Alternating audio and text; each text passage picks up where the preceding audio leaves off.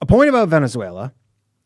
There was an account from a Venezuelan paramilitary soldier loyal to Maduro, and a post has been making the rounds. It was, I don't know if it was intercepted, but it was voice communications between, what are they, Chavistos or something?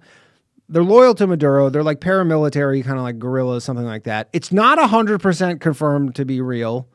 It's certainly possible it's fake, as this information benefits the U.S. tremendously. Either way, I'll read it for you here. This is the transcript. The security guard says, on the day of the operation, we didn't hear anything coming. We were on guard, but suddenly all our radar systems shut down without any explanation. The next thing we saw were drones, a lot of drones, flying over our positions. We didn't know how to react. The interviewer. So what happened next? How was the main attack? Security guard.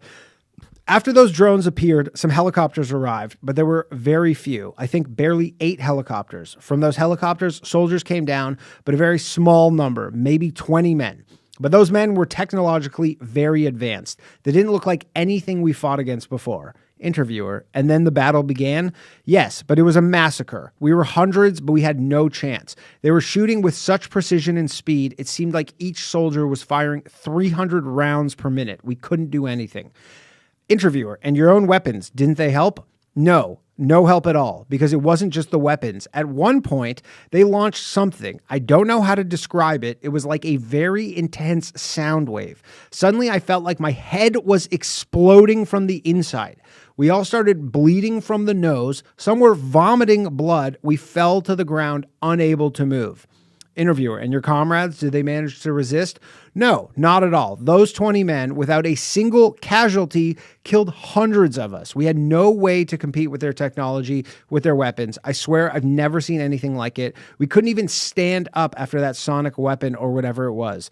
Interviewer, do you think the rest of the region should think twice before confronting the Americans? Without a doubt. I'm sending a warning to anyone who thinks they can fight the United States. They have no idea what they're capable of. After what I saw, I never want to be on the other side of that again. They're not to be messed with. Interviewer, and now that Trump has said Mexico is on the list, do you think the situation will change in Latin America? Definitely. Everyone is already talking about this. No one wants to go through what we went through. Now everyone thinks twice. What happens here is going to change a lot of things, not just in Venezuela, but throughout the region. Now, excuse me. Again, this might be U.S. propaganda. It's certainly possible. I mean, if I was the U.S., I would be like, yeah, that shit is totally real. Yeah, that is what we did. And look, maybe it's real. Maybe it's not. I don't know. If I had to bet, I would lean on the side of it being real from what I've seen. If you're a country looking to fuck with the United States of America, can you safely just discount this as fake?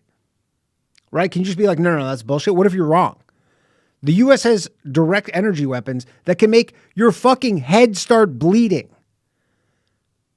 Do you understand? Like Peter Doocy from Fox News reposted a segment that he did in 2013. You can see it up on his Twitter page. It's the most recent post where he essentially confirms this. Okay. There's a video. He's at Quantico.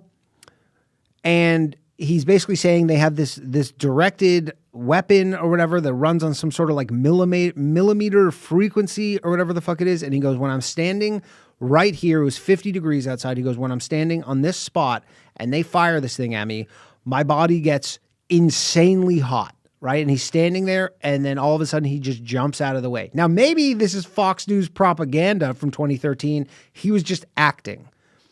I don't know. It's, again, a lot of possibilities here. And it's also possible Chinese and the Russians have similar technologies as well. There's a CNN interview from the 80s going around. I caught a little bit of it. I didn't have time to watch the whole thing, but it was essentially a whistleblower saying the U.S. has weapons like this. This is in the 80s, and that the Russians have it too.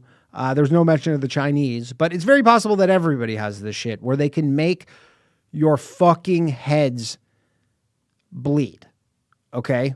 And just the fact that Venezuela is like, they're like, yeah, there's 20 of them and they didn't take any casualties and they destroyed us without any problem You would have to think a lot of countries are seeing this and they're like, that's not great. It's not great if we don't have this shit. If you don't have nukes and you don't have this stuff, you don't really have a leg to stand on at that point. You don't.